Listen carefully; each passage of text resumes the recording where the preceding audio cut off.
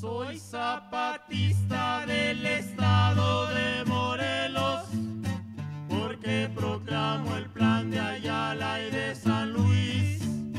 Si no le cumplen lo que al pueblo le ofrecieron, sobre las armas lo hemos de hacer cumplir. Muy buenas tardes tengan todos nuestros oidores, seguidores, miradores, bebedores, masticadores, regurgitadores y reelaboradores de la palabra que en nuestro canal de YouTube, La Comuna de la Palabra, se comparte prácticamente de manera semanal. Una vez transitado este sendero durante 7 años, semanalmente hemos producido una cantidad importante de programas, más de 500 en nuestro repositorio de acceso gratuito en el canal de YouTube La Comuna de la Palabra, y ahora expandiéndonos, aunque con ciertos grados de dificultad, a través de nuestro Centro de Estudios e Investigación en Neuropsicología del Desarrollo, que muy pronto trataremos de ir reforzando para alcanzar nuestras metas y mayor sectores de población y de personas. El día de hoy quiero compartir un monólogo y una reflexión sobre la violencia estructural como fenómeno social o psicosocial y no como un comportamiento neurobiológicamente determinado.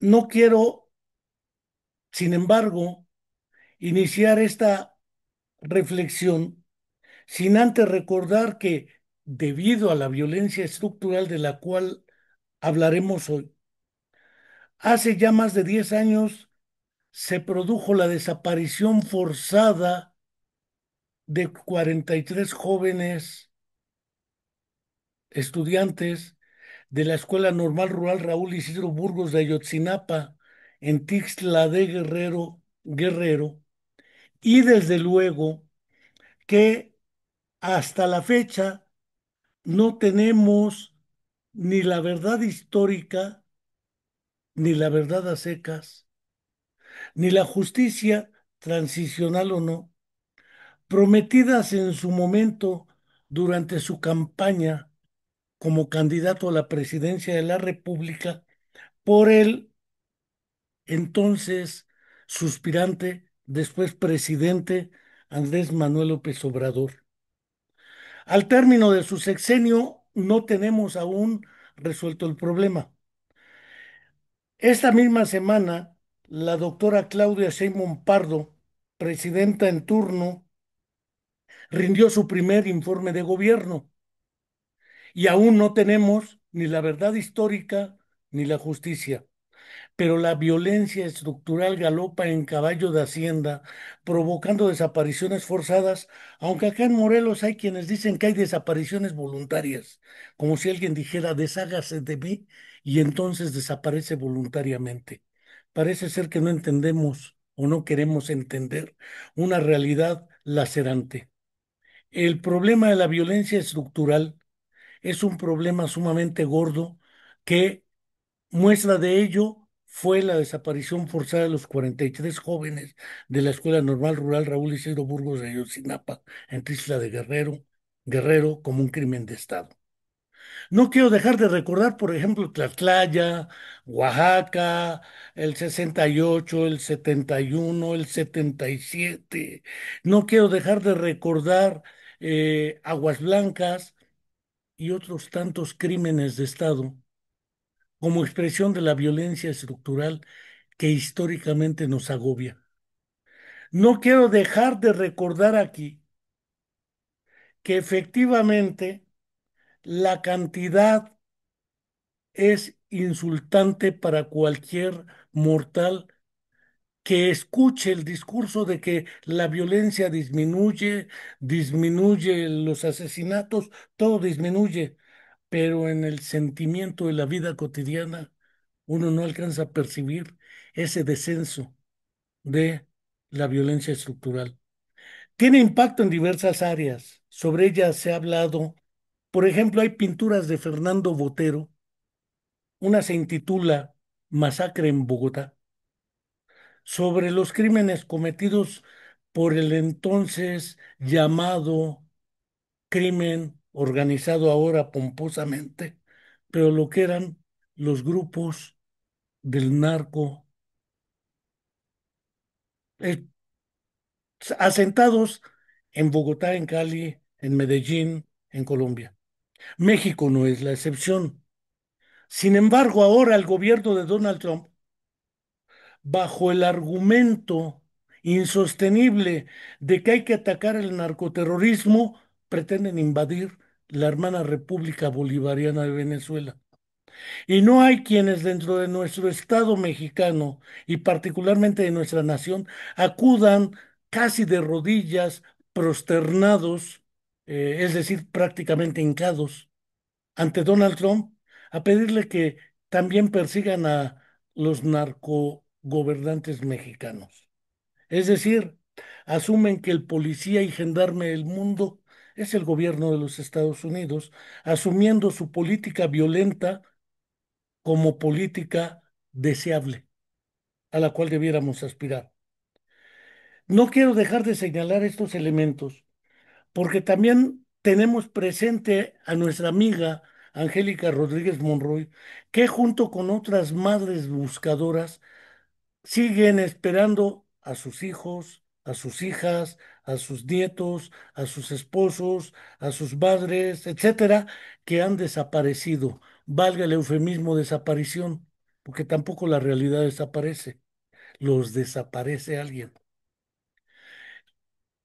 Hablar de la violencia estructural me recuerda un poco un trabajo de un psicólogo español de nombre Juan Ignacio Pozo Municio, Humanamente, el mundo, la conciencia y la carne, de Editorial Morata.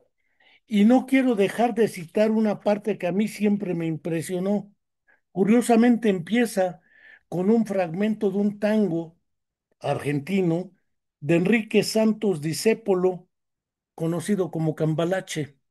Leo el fragmentito. Que el mundo fue y será una porquería, ya lo sé.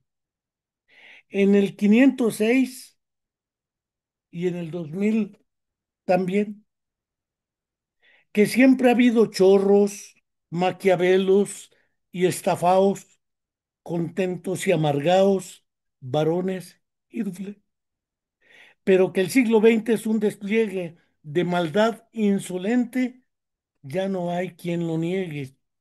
Vivimos revolcados en un merengue y en el mismo lodo todos manoseados. Hoy resulta que es lo mismo ser derecho que traidor, ignorante, sabio, chorro, generoso, estafador. Todo es igual, nada es mejor. Lo mismo un burro que un gran profesor. No hay aplazados ni escalafón. Los inmorales nos han igualado. Y todavía más categórico, va a señalar humana diagonalmente, que es una palabra que se presta para la anfibología, o la mente humana, o humanamente hablando, el siglo XX que acaba de irse, bueno, cuando se publicó el libro de Pocho, Nazo, así le decíamos algunos colegas acá en México, Juan Ignacio Pozo, ha sido bastante contradictorio. Y sigo citando a Ignacio Pozo. Aunque su mejor retrato siga siendo aún el amargo bosquejo que de él hiciera ya unos cuantos años Enrique Santos Discépolo en Cambalache, también ha sido el siglo de la ciencia, ojo, en el que hemos asistido a avances científicos con consecuencias impensables hace unos años para nuestra vida cotidiana. Aunque por desgracia, subrayo, itero y reitero, aunque por desgracia los niños de hoy nacen en un mundo que es y será una porquería, ya lo sé. La niña que atropellaron aquí en la Glorieta de la Luna en Cuernavaca, falleció una niña de 4 años que bailaba para obtener unos centavos, unos cuantos pesos para sobrevivir y no morir en el intento. Es también un mundo muy diferente en lo material, pero también en lo social, a aquel en el que nosotros nacimos, un mundo con exigencias y posibilidades nuevas.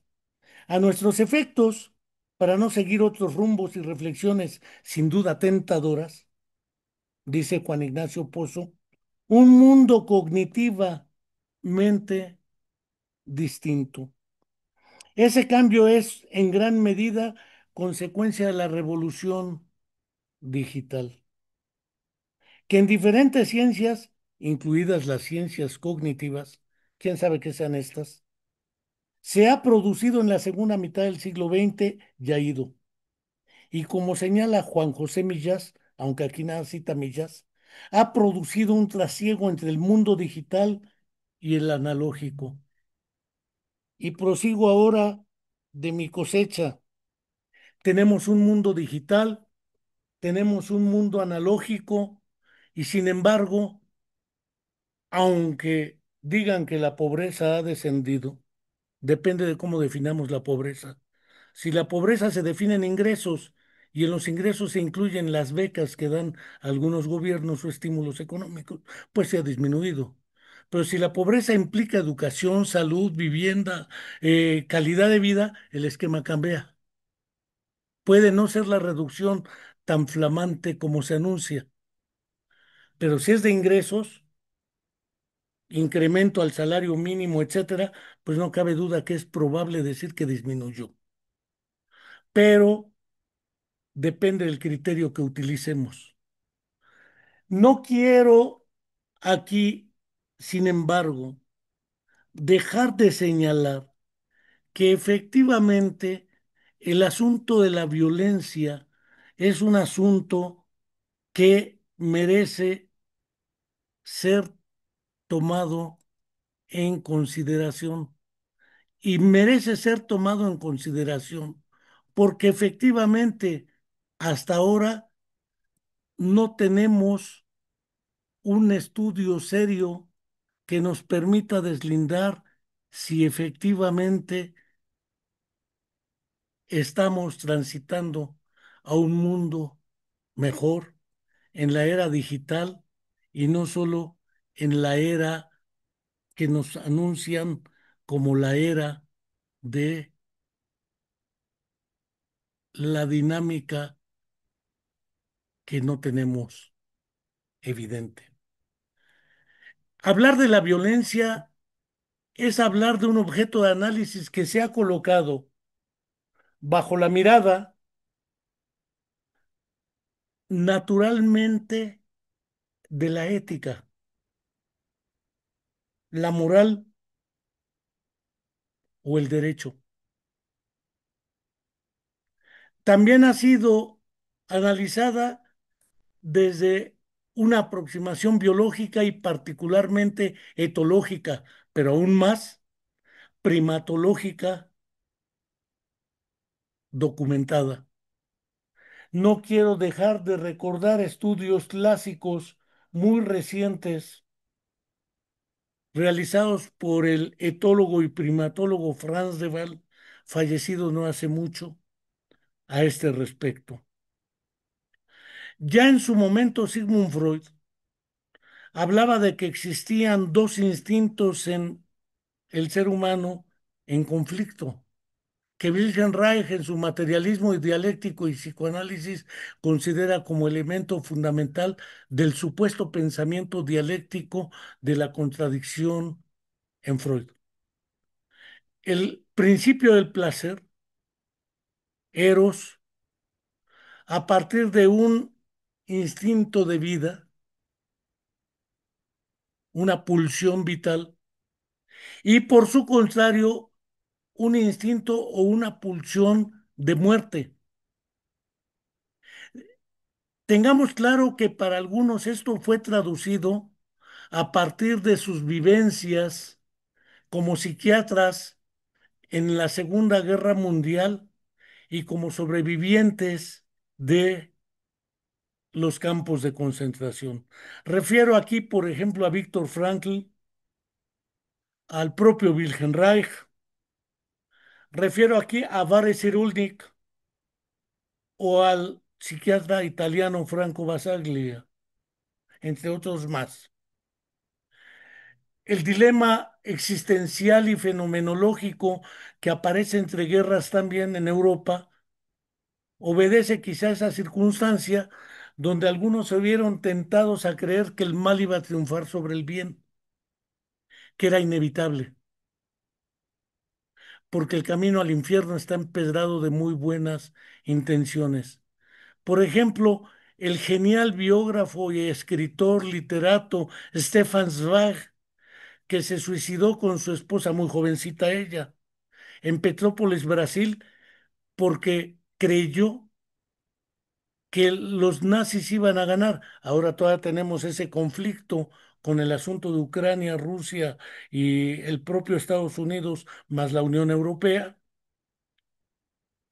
Y naturalmente pareciera ser que el asunto de la violencia es un asunto que se haya explicado y justificado en la naturaleza humana. Me escribía un colega que se llama Mauricio Carvajal, que hace psicoterapia en términos de en busca del sentido, logoterapia, bajo la experiencia de Víctor Frankl, me preguntaba, ¿y no será que sí exista la maldad innatamente? Quiero deslindar el concepto de maldad y su opuesto bondad del concepto de violencia, porque no es lo mismo la maldad que la violencia.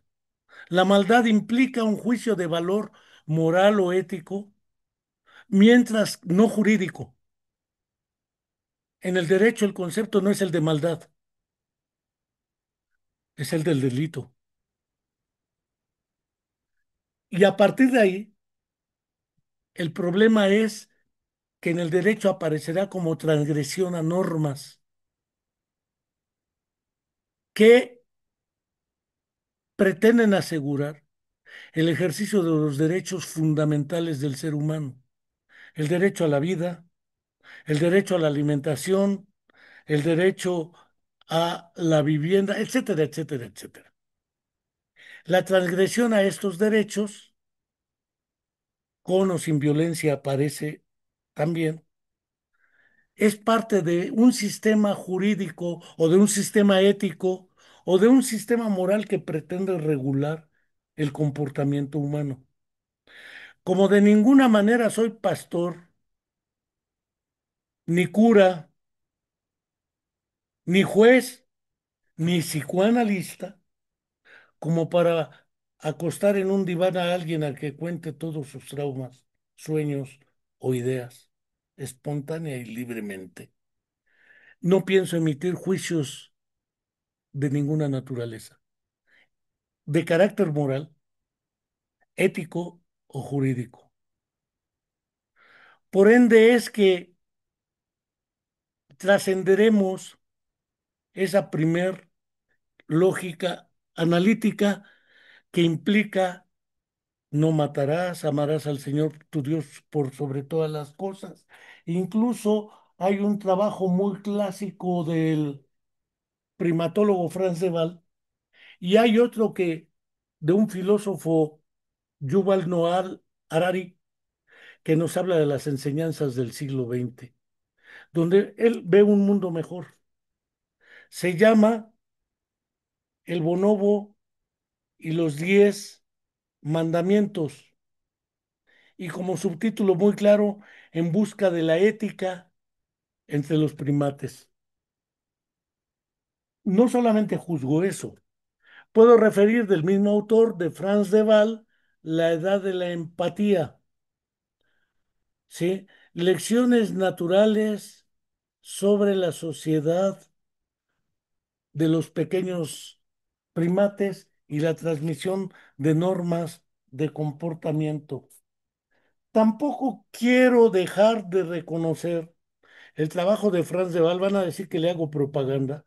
no llevo comisión y le hago propaganda, que se llama ¿Tenemos suficiente inteligencia para entender la inteligencia de los animales? Está partiendo de una premisa darwinista. La inteligencia no es solamente una competencia o no es una competencia específicamente humana. Lo mismo que tampoco lo es la empatía. Lo mismo que tampoco lo es el conjunto de los valores éticos entre los primates, dentro de los cuales menciona varios que son fundamentales en cualquier reflexión a este respecto. Y los fundamentales tienen que ver necesariamente con, por ejemplo, la bondad. Dos, lo que es si hay la idea de futuro después de la vida entre los primates, es decir, actos de duelo y de enterramiento. La parábola del buen simio. ¿Hay buen simio? 10 mandamientos son demasiados y la moralidad entre los primates. ¿Qué es lo que sí les está permitido hacer o qué no? Y desde luego, el colofón de la obra de Franz de Waal, la política entre los chimpancés. Dicho de otra manera, cómo los chimpancés se organizan para ejercer sus prácticas de poder y sexo entre los animales, poder y alimentación entre los animales primates, desde luego, y las relaciones de dominio, subordinación o de privilegio entre los primates. ¿Qué quiero decir con esto? Que si somos un poco suspicaces, nos daremos cuenta que la mayoría de los comportamientos que podemos observar entre nosotros se expresan en otras especies, no solamente los primates. Puedo hablar desde los niveles más elementales como es la sensopercepción. Tenemos claro que la mayoría de los animales y de las especies que tienen sistema nervioso tienen un sistema sensorio motriz, es decir, un sistema que les permite desplazarse y moverse y un sistema que les permite darse cuenta de que existe algo fuera de ellos. Si no, un animal no podría depredar a una presa si no se da cuenta que está fuera de ellos. Moriría de hambre. Eso significa que esos comportamientos que algunos creían en otro tiempo que eran específicamente humanos e introducidos en nosotros por obra y gracia de Dios, porque nos hizo a imagen y semejanza suya. Si fuéramos a imagen y semejanza de él, pobre Dios estaría como Donald Trump o como Zelensky. Entonces yo tengo la impresión de que puede ser a la inversa. Los dioses están hechos a imagen y semejanza nuestra, pero eso es harina de otro costal. El comportamiento de la actividad sensoriomotriz y sensoperceptiva existe en muchas especies, lo cual significa que no es específicamente humana.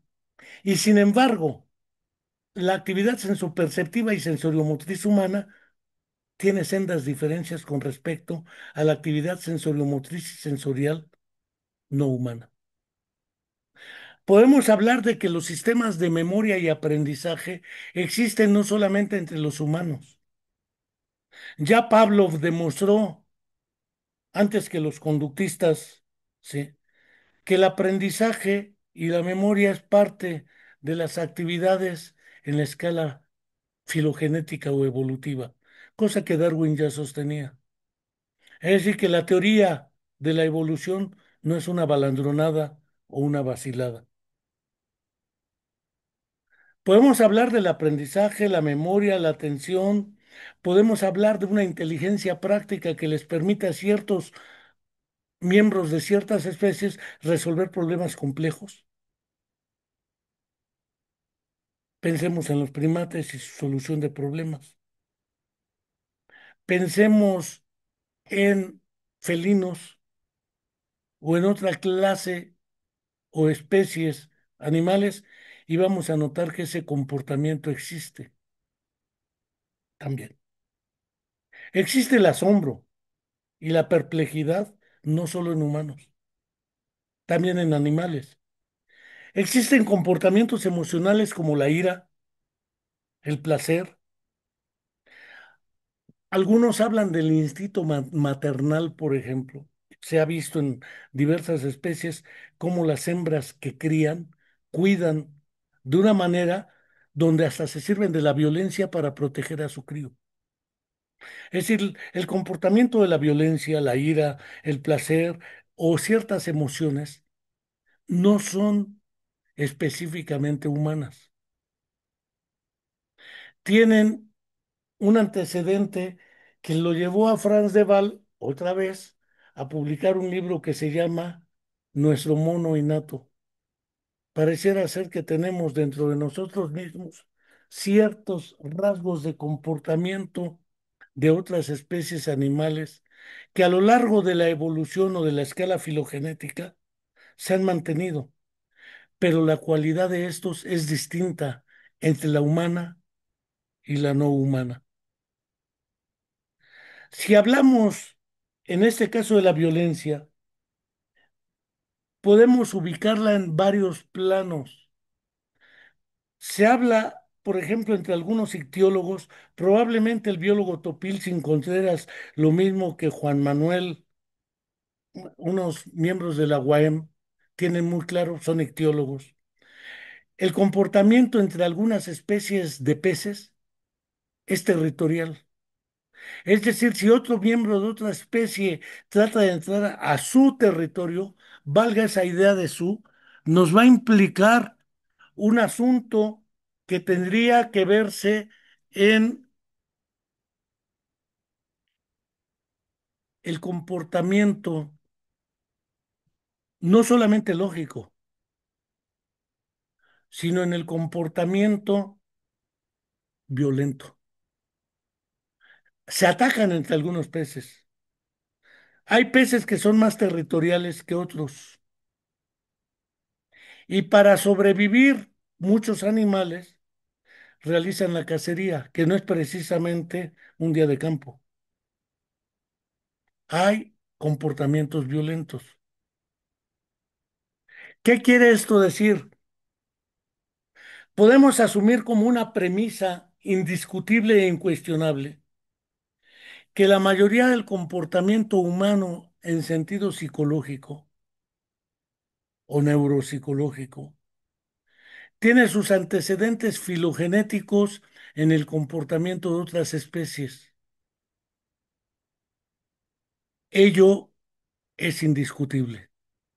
Sin embargo, tratar de derivar a la inversa que el comportamiento de los humanos tiene como única explicación causal esas raíces filogenéticas es caer en una falacia o en un sofisma porque no podemos omitir bajo ninguna circunstancia el desarrollo ontogenético dentro de un marco de condiciones históricas, culturales, políticas, jurídicas y económicas.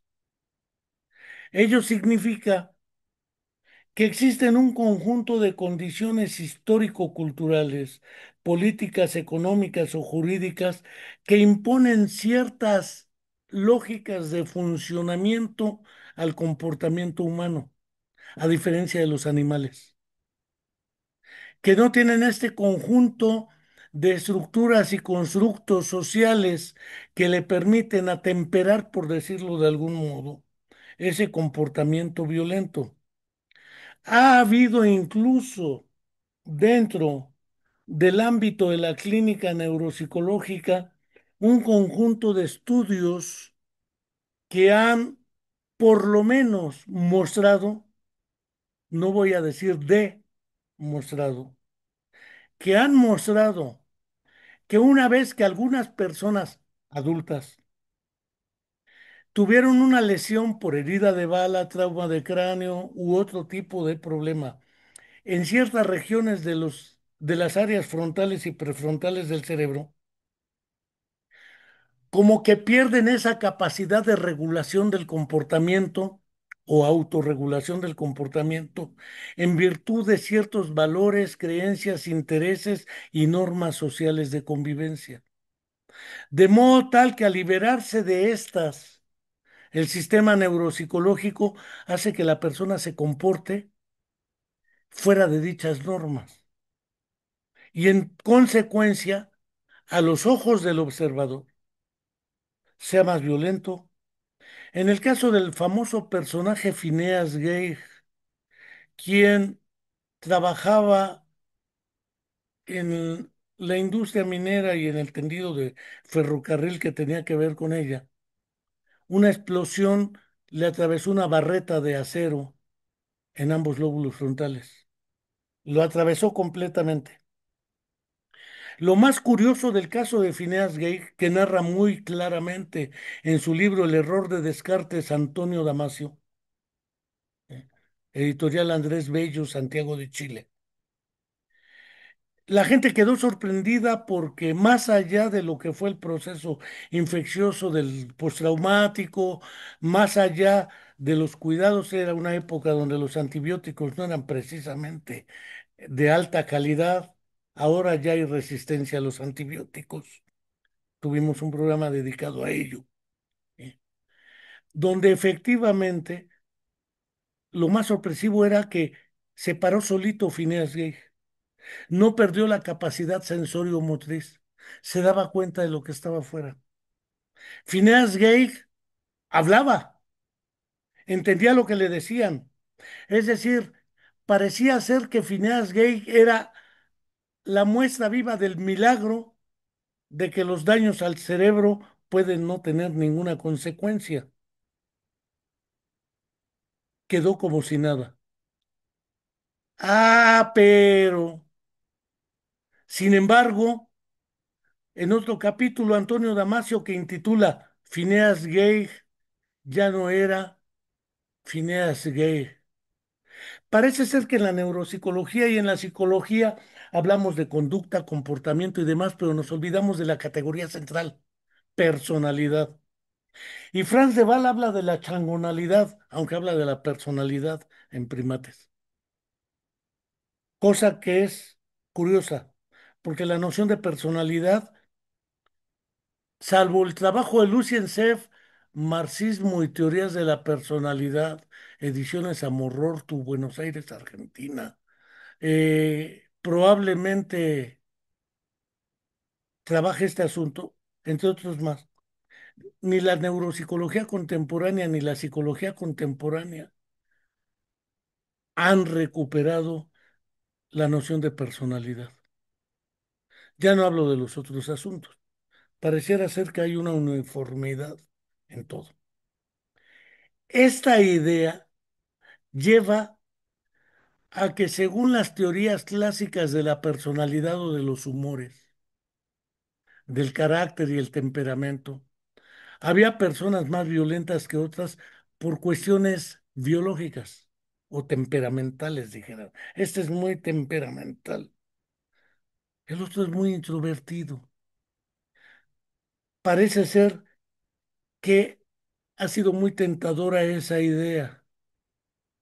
Sin embargo, hemos olvidado que el conjunto de normas que impone la vida gregaria, normas escritas o no, por ejemplo, el conflicto.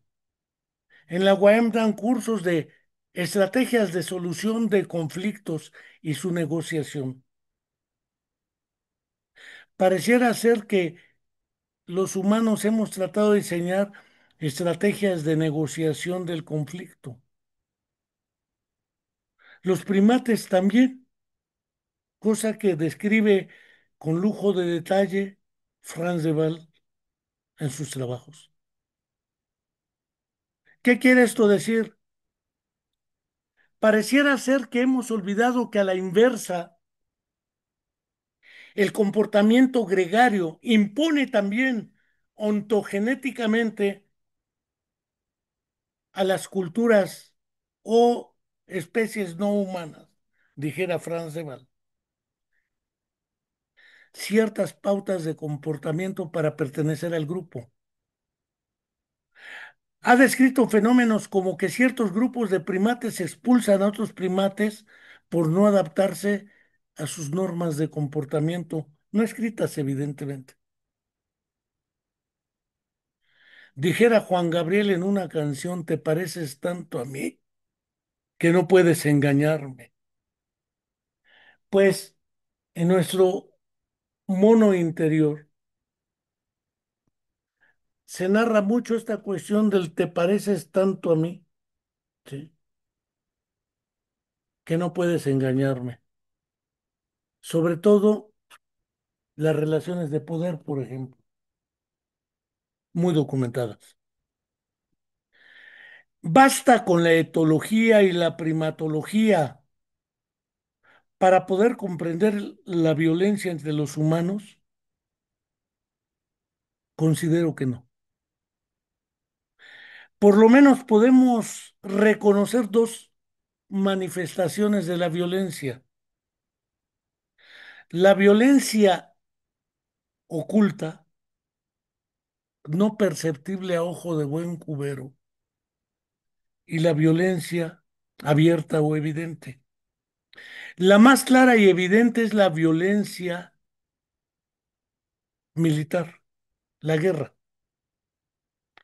La mayoría de la gente sensata y decente, valga la expresión que acabo de utilizar, condenamos y condenaremos las masacres al pueblo palestino realizadas por el Estado sionista de Israel con el apoyo incuestionable e indiscutible del gobierno de los Estados Unidos. No así, dice Donald Trump, las pobres muertes de los ucranianos por la intervención también condenable rusa en Ucrania. Parece ser que el baremo con el cual se mide qué guerra es justa y qué guerra no es justa, qué muertes son justas y qué muertes no son justas, no es el mismo para uno u otro lugar donde ésta se manifiesta. Lo cual implica que la violencia en el caso de los humanos es una fenomenología que aparece mediada también por las narrativas que tratan de comprenderla, explicarla o justificarla, en función de los valores, creencias e intereses de quienes valoran, juzgan o justifican tales hechos. Es decir, la violencia no es solamente una conducta psicológicamente comprensible o explicable. Con estudios de criminología, que no criminalística, que juzguen la estructura de la personalidad del delincuente, como en su momento llegó a creer César Lombroso, la personalidad del criminal nato. Ya viene impresa en su estructura genética y molecular esa violencia y esa actividad delincuencial. Eric Fromm, en dos clásicos trabajos, El corazón del hombre y El miedo a la libertad, se cuestionaba sobre las guerras. Mucha gente se la cuestiona. ¿Por qué hay guerras? ¿Qué nos impulsa a llevarlas? Si vemos la historia universal, veremos que está plagada de guerras. Parece ser que las primeras guerras son obra de un fenómeno que se conoce como el territorio. Y el territorio impone una idea que es la de la propiedad. Tengo la impresión de que efectivamente, como el barbudo Marx y el barbudo Engels sostuvieron en su momento, la violencia tiene su origen social y culturalmente hablando, históricamente, en la aparición de la propiedad privada. Y la disputa por ampliar territorios es la historia de los egipcios, chinos, japoneses, griegos, romanos, hasta la era napoleónica, si queremos. Los imperios otomano, austrohúngaro, ruso, británico, estadounidense, guerras de expansión, por los recursos y bienes materiales que existen en los otros lugares. Es decir, no está impreso en el genoma de los estadounidenses que dirigen esta política la violencia estructural militar. Estoy hablando de un elemento que aparece en todos los estudios de Franz de Waal, el territorio. ¿Por qué es agua? El territorio, ¿por qué es alimentos? Porque son valores de uso, dijera el buen Marx, desde el tomo 1 de su Capital, o en su contribución general a la crítica de la economía política. El territorio porque son bienes de consumo inmediato que se conocen como elementos del valor de uso. Tiene un valor por el uso que doy de él. El valor de cambio será otra cosa, al cual después se abordará por otras vías. Esa idea del territorio. El otro asunto que plantea Franz de Waal y que aparece en la historia de las guerras es el abuso de quienes ganan las guerras sexual sobre los pueblos dominados y su esclavización originalmente. Parece ser que lo sexual, el cuerpo, implica la dominación del otro. Quizá por ello los nazis, antes de meter en campos de concentración a quienes metían, los desnudaban y les cortaban el cabello y les quitaban el nombre y les ponían un número, porque si ya no tienen nombre, ni rostro, ni intimidad, ni nada de ello, no es como decía Gibran Jalil Gibran en El Profeta, que le preguntan ¿y qué es el vestido? Y responde: el vestido fue tejido por los vientos de la vergüenza y del miedo, no solamente ello, pero es una idea que viene vinculada a las pugnas de la violencia, alimentos, territorio y sexualidad, porque es la continuidad de la reproducción de la especie. Pero a veces se confunde sexualidad con reproducción y no es lo mismo porque hay reproducción no sexual o asexual. La partición en las lombrices.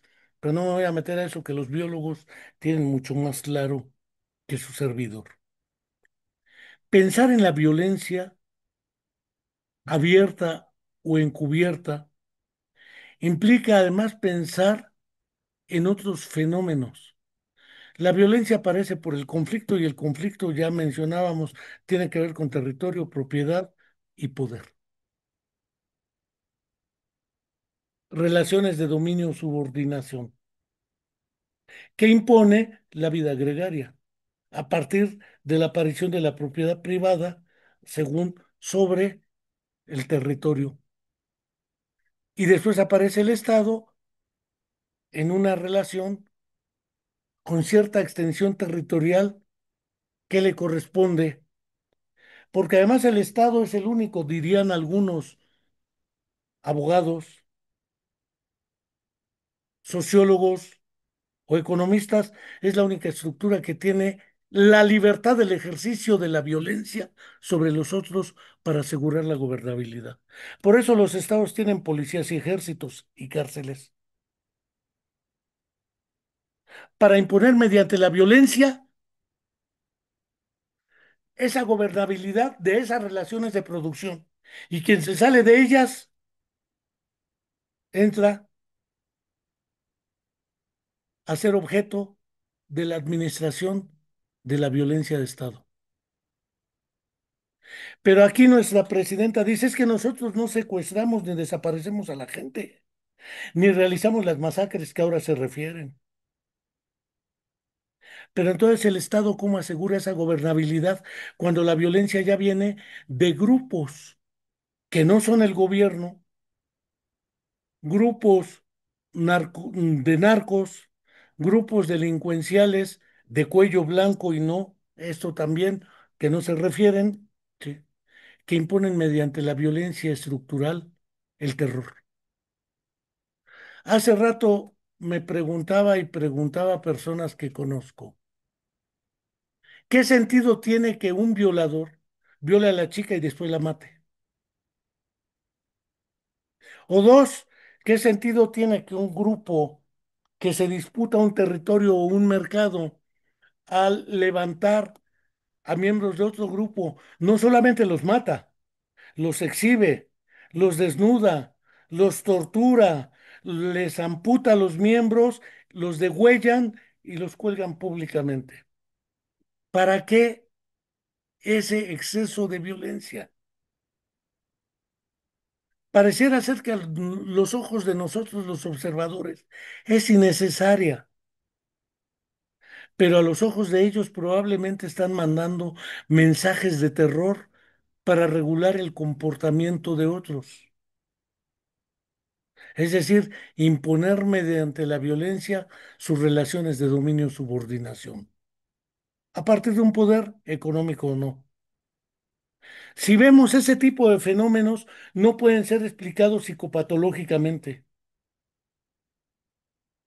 o no es suficiente ello.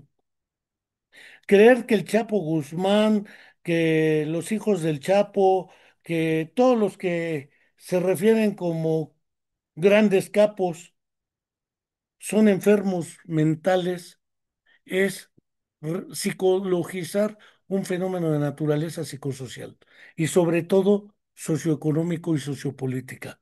Ahorita me explico por qué. Una de las industrias más bollantes en el mundo es la industria bélico-militar. Producen fusiles, producen misiles, producen armas nucleares. Hasta ahora yo sé que el único país que las produce, las vende y las ha usado se llama Estados Unidos, aunque se erigen policía del mundo para que nadie las produzca, si no bombardean a Irán, no va a hacer que las utilice Irán. Pero hasta ahora demostrado está que quien las utilizó en Hiroshima y Nagasaki fue Estados Unidos.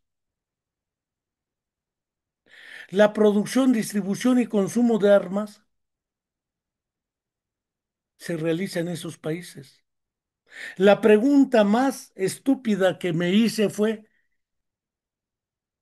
¿y cómo esa industria sobrevive si no hay guerras? Parece ser que la economía de guerra deriva de la industria bélico-militar. Si no, ¿a quién le venden armas? ¿Quién compra armas? Pues hay que generar guerras. Y entonces no está explicado filogenéticamente ni neurobiológicamente el fenómeno de las guerras. Hay una industria que vive bollantemente y grandes empresarios de la producción, distribución y venta de esas armas. Y entonces generan lo que más les conviene, las guerras de ahora le llaman delincuencia de bajo impacto y la delincuencia de alto impacto o crímenes de alto impacto. Pero en otros tiempos se hablaba de guerra de baja intensidad y guerra de alta intensidad. Las guerras de baja intensidad, ¿quién vendía las armas a los ejércitos latinoamericanos durante las dictaduras? Estados Unidos. Y seguramente quién vendía las armas a los movimientos revolucionarios, pues también Estados Unidos, o Rusia, o China, etcétera. Es decir, parece ser que la economía de guerra alimenta necesariamente la producción, distribución y consumo de la industria bélico-militar. Aviones de combate. ¿A poco Estados Unidos le está dando todo eso a Ucrania a través de la Unión Europea a cambio de nada? ¿Qué le conviene? ¿Por qué ese sueño acariciado de expandir la OTAN hasta la frontera con Rusia. Ya tuvimos 1962 cuando Rusia pretendió poner misiles en Cuba. Decían que casi se desataba la Tercera Guerra Mundial. Me imagino que si Rusia pretendiera poner sus armas nucleares aquí en México, Estados Unidos no lo duda e interviene en México inmediatamente. No quiere los del adversario, voy a utilizar ese término, en su frontera.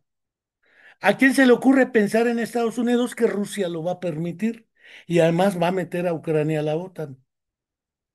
Pues les conviene la venta de armas y además les impone a la Unión Europea que asignen un 5% de su presupuesto nacional para la compra de armas.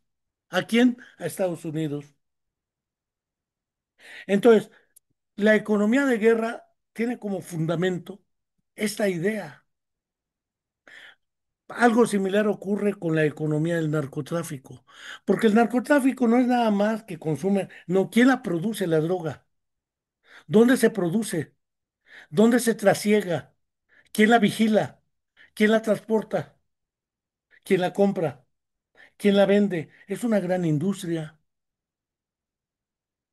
Claro que agarrar un capo no resuelve un problema económico de la industria, más bien alimenta la propaganda para justificar otra vez la economía de guerra contra Venezuela, que es el quinto productor mundial de petróleo.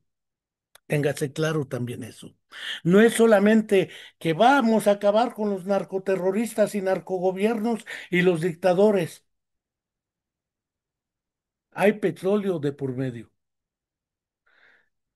Y Ucrania, pues, no hay más que negociar lo que ya ganó Rusia militarmente, aunque Europa no quiera. El problema es efectivamente, sin esta economía de guerra, ¿de qué sobreviviría la industria bélico-militar? Que además es parte de la aeroespacial, satélites de espionaje, todo eso viene de la industria aeroespacial y de la industria bélico-militar. Entonces, no nos hinquemos ante el primer buey que se nos aparece diciendo que está en la naturaleza humana la maldad, la violencia y esta serie de fenómenos. Hablo de las guerras, que son fenómenos graves. Ahora, si no hay pobreza, ¿cómo va a haber la venta y compra de personas que se venden para ir a pelear a otro país? Pues si viven decentemente, no tienen necesidad de venderse como mercenarios. El sicariato también obedece a ese fenómeno. Claro que agarrar un sicario en una moto, pues, el gobierno dice, agarré dos sicarios, o los gobiernos. Tengo 30 metidos en El Salvador, sí, pero el problema de la política y la economía del narcotráfico, la economía de guerra, lo que es la industria bélico-militar, aeroespacial, es el problema de quienes dominan el mundo y las relaciones de dominio-subordinación que se imponen hacia los otros. Eso nos permite explicar la violencia de los grandes grupos criminales, tampoco, pero es parte de este fenómeno que no le convendría a la industria bélico-militar que le dejaran de comprar todas esas armas. Tengo la impresión de que vale la pena explotar esta beta analítica e ir por ahí a lo que en su momento plantearon en las negociaciones Rusia-Estados Unidos de los acuerdos SALT, la reducción y eliminación de armas nucleares, para empezar. Y cada rato o Estados Unidos o Rusia lo acaba de hacer, se sale de los acuerdos de no producir armas nucleares. Todo el asunto con Irán, el afer Irán y Israel fue un asunto por las supuestas armas nucleares. Y eso justifica al Estado sionista de Israel de asesinar impunemente a investigadores, científicos, etcétera. No es un problema de que estén solo contra la ciencia, pues ellos se valen de la ciencia también. La ciencia no es neutra como el jabón medicinal del tío Nacho. La ciencia y el científico están también metidos ahí. Unos de un lado y otros de otro. No quiero decir que la neutralidad ideológica o la ideología de la neutralidad ideológica sea o deje de ser parte de este fenómeno.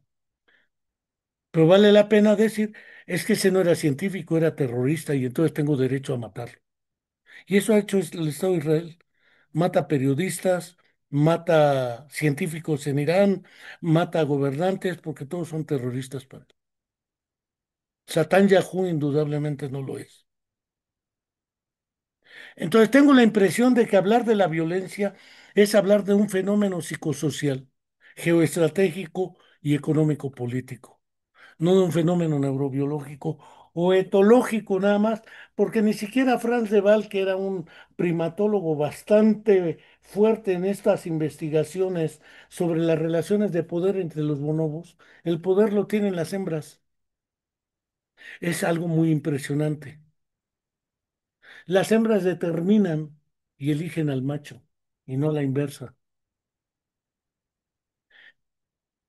Los bonobos y los chimpancés, o los bonobos, a diferencia de los chimpancés, no pelean entre ellos, negocian.